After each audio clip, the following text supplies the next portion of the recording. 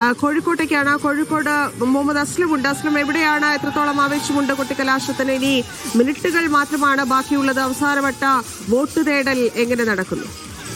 മലബാറിന്റെ രാഷ്ട്രീയ പോരാട്ടത്തിന്റെ ഏറ്റവും കൃത്യമായ ചിത്രം ഈ അവസാന മിനിറ്റുകളിൽ, അവസാന മണിക്കൂർ മാത്രമേ ബാക്കിയുള്ളൂ.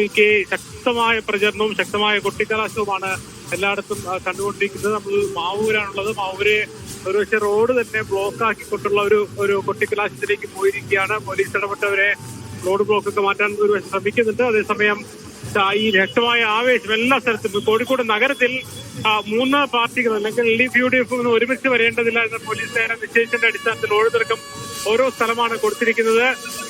ബീച്ച് പാളയം കേന്ദ്രീകരിച്ചാണ് BJP പ്രചരണം നടക്കുന്നത്. CPM മീഞ്ചത്തെ കേന്ദ്രീകരിച്ചാണ് അവിടെ കൊട്ടിക്കലാശം ക്രമീകരിച്ചിരിക്കുന്നത്. ബീച്ച് കേന്ദ്രീകരിച്ചാണ് UDF കൊട്ടിക്കലാശം. അതേസമയം തന്നെ UDF ക്യാമ്പിന് ആവേശം നൽകിക്കൊണ്ട് ഷാഫി പറമ്പിൽ, ഫറൂഖ് മുതൽ മീഞ്ചത്ത്, രാമനാട്ടുകര വരെയുള്ള സ്ഥലത്ത് റോഡ് ഷോ പ്രത്യേകമായി നടത്തുന്നു. വാരത്തിൽ എല്ലാ സ്ഥലങ്ങളിലേക്കും, അതായത് എല്ലാ പ്രധാനപ്പെട്ട നേതാക്കൾ, CPM മുഹമ്മദ് റിയാസിനാണ് ഈ ആവേശം അവർക്ക് നൽകി അവരുടെ പ്രചരണത്തിൽ കൊട്ടിക്കലാശത്തിന് ആവേശവുമായി നിൽക്കുന്നത്.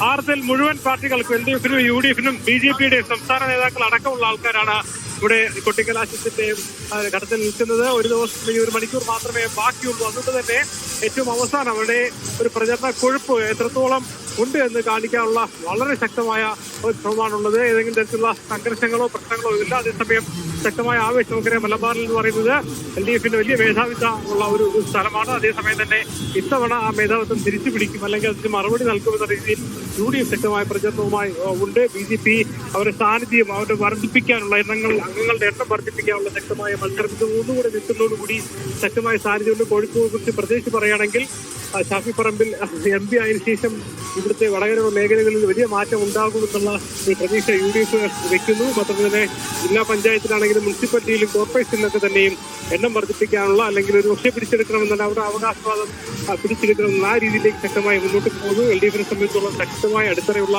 ഒരു സ്ഥലങ്ങളിൽ അവരുടെ ആധിപത്യം കൃത്യമായി തന്നെ നിലനിർത്തിക്കൊണ്ടുള്ള ഒരു കാര്യങ്ങളിലേക്കാണ് പോകുന്നത്. എന്തായാലും ആവേശകരമായ മണിക്കൂറുകളിലാണ് പോകുന്നത്. കൊട്ടിക്കലാശം വളരെ കൃത്യമായി തന്നെ പിന്നെ ഏറ്റവും അവസാന പ്രചരണത്തിന്റെ അവസാന നിമിഷത്തിൽ എത്തിക്കാനുള്ള ശ്രമത്തിലാണ് ഈ 3 മുന്നണികളും ഉള്ളത്. എന്തായാലും കുട്ടികളും സ്ത്രീകളൊക്കെ തന്നെയും ഈ കൊട്ടിക്കലാശത്തിന്റെ ഭാഗമാകുന്നുണ്ട് എന്നുള്ളതാണ് വസ്തുത. കാരണം വലിയ ആവേശം പ്രചരണ രംഗത്തുണ്ടായിരുന്നു. അതിന്റെ ഒരു ആവേശം ഈ കൊട്ടിക്കലാശ രംഗത്ത് നമുക്ക് കാണാൻ കഴിയും. സ്ത്രീകളും കുട്ടികളും അതുപോലെ സംസ്ഥാന നേതാക്കളും മന്ത്രിമാരൊക്കെ തന്നെയും റോഡുകളിൽ നിന്നുകൊണ്ട് കൊട്ടിക്കലാശത്തിന്റെ ആ ഒരു ഘട്ടത്തിൽ നിൽക്കുന്ന ഒരു കാഴ്ചയാണ് നമുക്ക് കാണാൻ കഴിയുന്നത് തന്നെയാണ്.